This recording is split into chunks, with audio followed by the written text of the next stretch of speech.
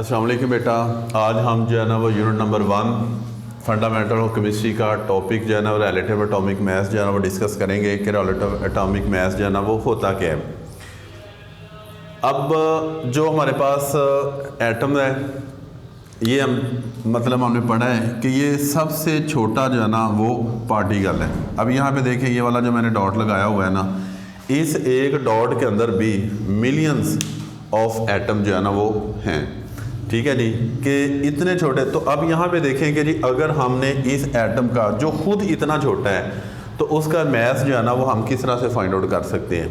तो फिर साइंसदानों ने जो है ना वो 18th सेंचुरी के जो केमिस्ट थे उन्होंने इस प्रॉब्लम को जो है ना वो सॉल्व किया। सबसे पहले उन्होंने इसमें जो है ना हमारे पास कौन सी चीज़ जो है ना वो यूज़ की कि हमारे पास जो है ना उन्होंने एक स्टैंडर्ड जो है ना वो बना दिया कि जब हम क्या है जी mass of an atom that of that element as compared to 1/12 carbon atom, कि जब हम जो है ना वो इसको किसी भी जिस एटम का हमने मास निकालना है उसको कार्बन के 1/12 के साथ जो है ना वो कंपेयर करेंगे तो हमारे पास उस एलिमेंट का जो है ना वो जो हमारे पास एटॉमिक मास जो है ना वो आ जाएगा। अब ये ना इसकी रियल लाइफ में जो है ना एक एग्जांपल देखें जी।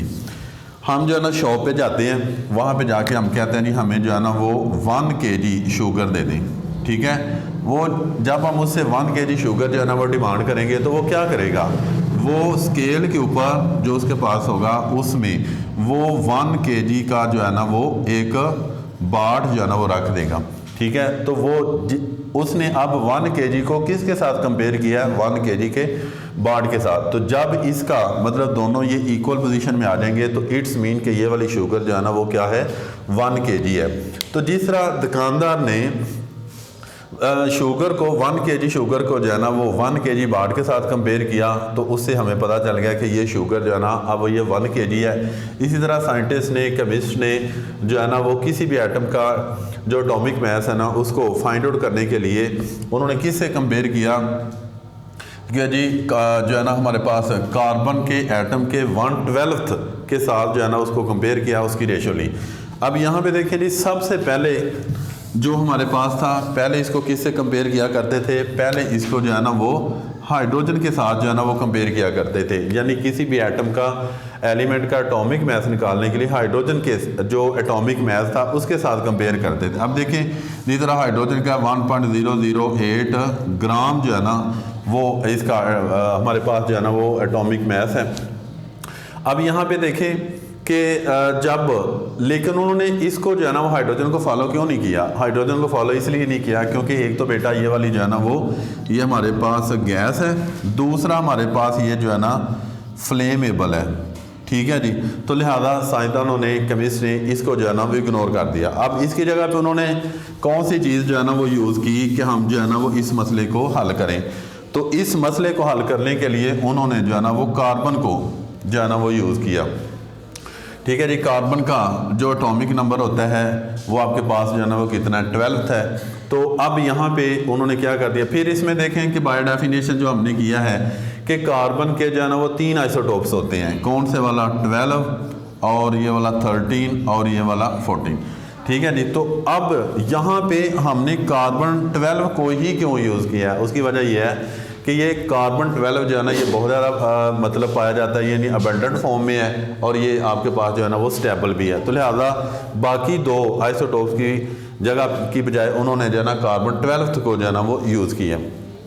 अब यहाँ पे देखें जी ये समझ आ गई। उसके बाद ऐसा होता नहीं है, ठीक है ना, जस्ट समझाने के लिए ये वाला जो है ना मैं आपको ये एक डायग्राम से आपकी इसकी एक्सप्लेन करता हूँ। अब यहाँ पे देखें जी ये वाला हमारे पास जो है ना ऐसे, ठीक है, ये वाला,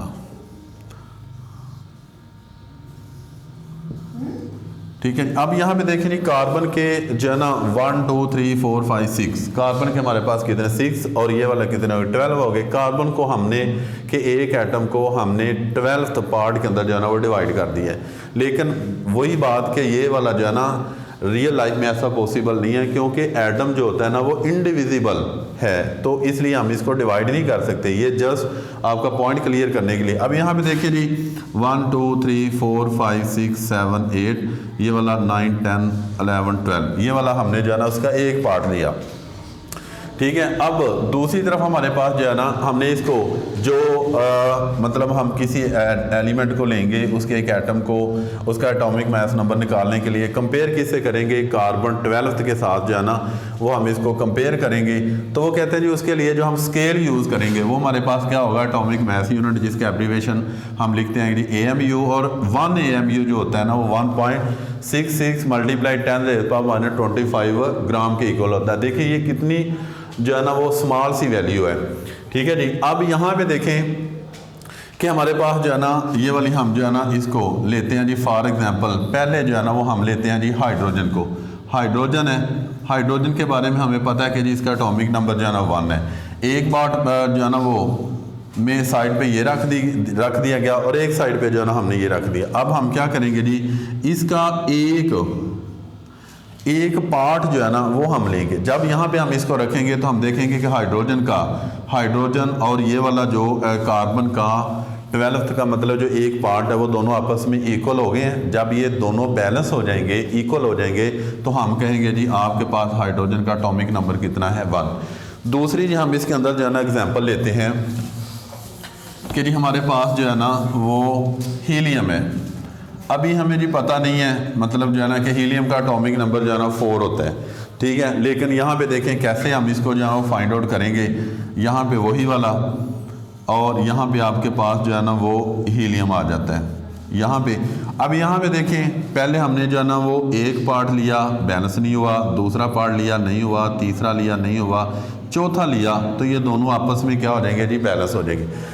जितने मतलब आपने पार्ट इसके अंदर रखे हुए हैं किसके, कार्बन 12 के, तो आपने 4 पार्ट रखे हैं ना, तो तब हीलियम जो है ना ये आपस में दोनों इक्वल हुए हैं, दोनों साइड जो है ना, तो फिर हम क्या कह देंगे कि हीलियम का एटॉमिक नंबर जो मास नंबर है वो कितना है, 4 है। तो इस तरह से जो है ना वो हम इसको फाइंड आउट करते हैं कि किसी भी चीज़ का रिलेटिव एटॉमिक मास जो है ना वो हम क्यों फाइंड करते हैं, और किस तरह से मतलब इस सारी चीज़ को जो है ना वो क्लियर किया जाता है। ये वाली अगेन मैं आपको बता दूं कि रियल लाइफ में ऐसा नहीं होता कि हम किसी एटम को जो है ना वो डिवाइड कर सकें, लेकिन जस्ट समझाने के लिए कि जो है ना वो किस तरह से हम इसको जो है ना वो कंपेयर करते हैं और इसकी रेशो जो है ना वो लेते हैं, और वो किसी भी एलिमेंट के एटम का एटॉमिक मास होता है।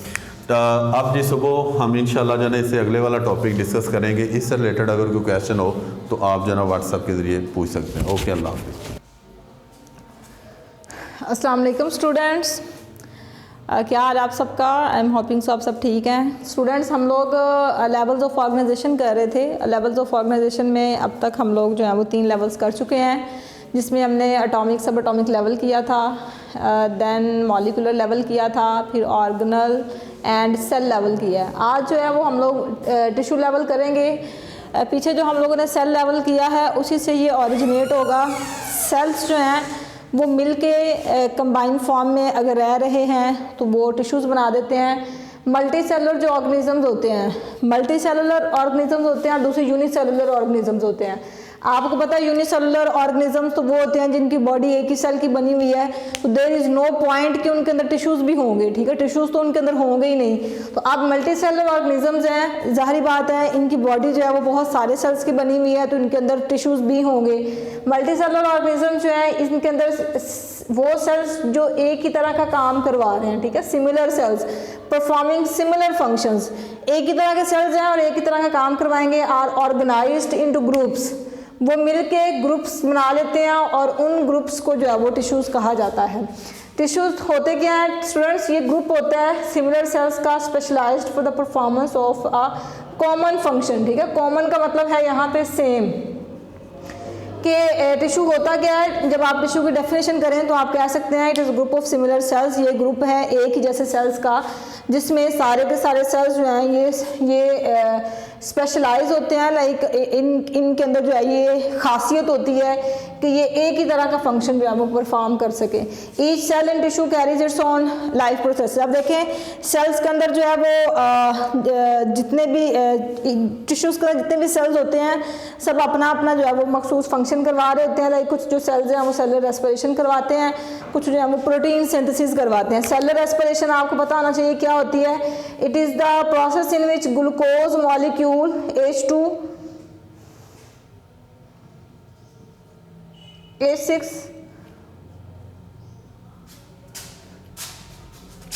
C6 H12 O6, ठीक है। ये मॉलिक्यूल ब्रेक डाउन होता है सेलुलर रेस्पिरेशन में। ये मॉलिक्यूल ब्रेक डाउन होता है किसका मॉलिक्यूल, ग्लूकोज का, और नतीजे में जो है वो ATP मॉलिक्यूल प्रोड्यूस होते हैं और साथ साथ और बाई प्रोडक्ट्स भी प्रोड्यूस होती हैं और प्रोडक्ट्स भी प्रोड्यूस होती हैं। तो ये जो ग्लूकोज का टूटना है और ATP का मॉलिक्यूल ATP के मॉलिक्यूल्स बनना है, ये सेलुलर रेस्पिरेशन होती है। प्रोटीन सिंथेसिस आपको पता है, प्रोटीन का तैयार होना, सिंथेसिस का मतलब है तैयार होना, तो प्रोटीन बनती है।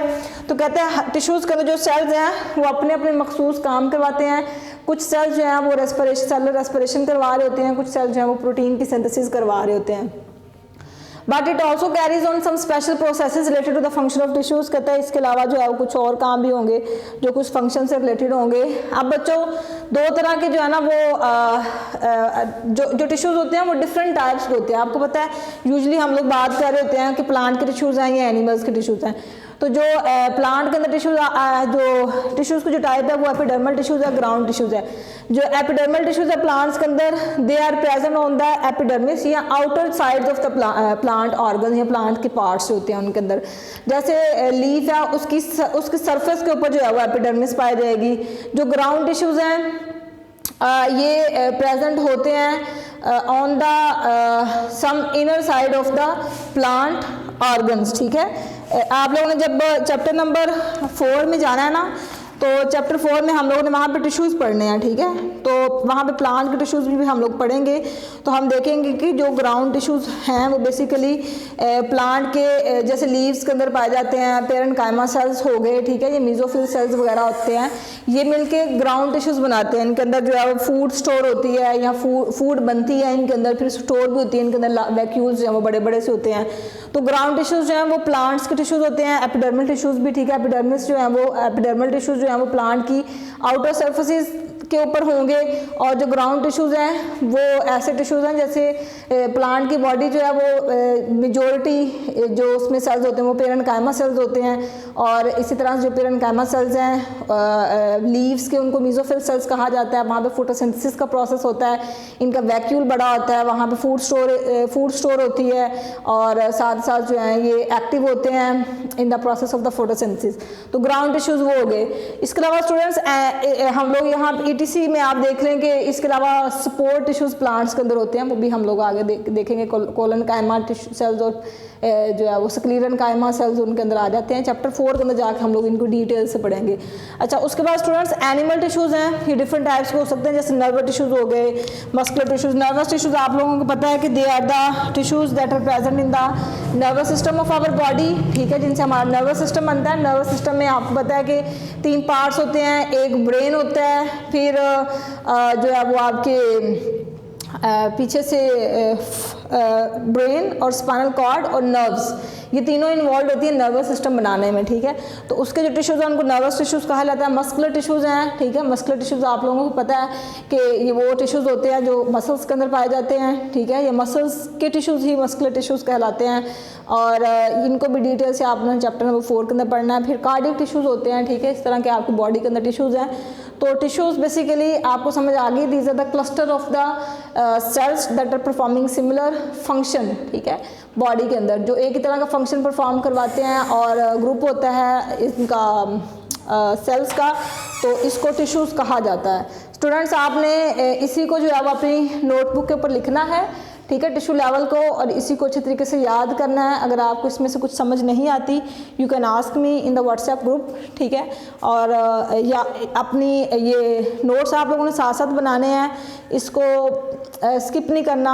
जो आप लोग नोटबुक के ऊपर लिखते हैं अपनी बायोलॉजी की नोटबुक के ऊपर, वो आपके नोट्स बेसिकली बन रहे हैं, आपको पता चलेगा कि आपने क्वेश्चन को अटेम्प्ट किस तरह से करना है, राइट डाउन किस तरह से करना है। तो साथ साथ इनको याद करें, जब आप लोग स्कूल में आएंगे इंशाल्लाह फिर जहाँ तक आपका हो जाएगा उसको हम लोग जो है ना वो मैं आप लोगों का टेस्ट लूँगी। ठीक है, अपना ख्याल रखिएगा। अल्लाह हाफिज़।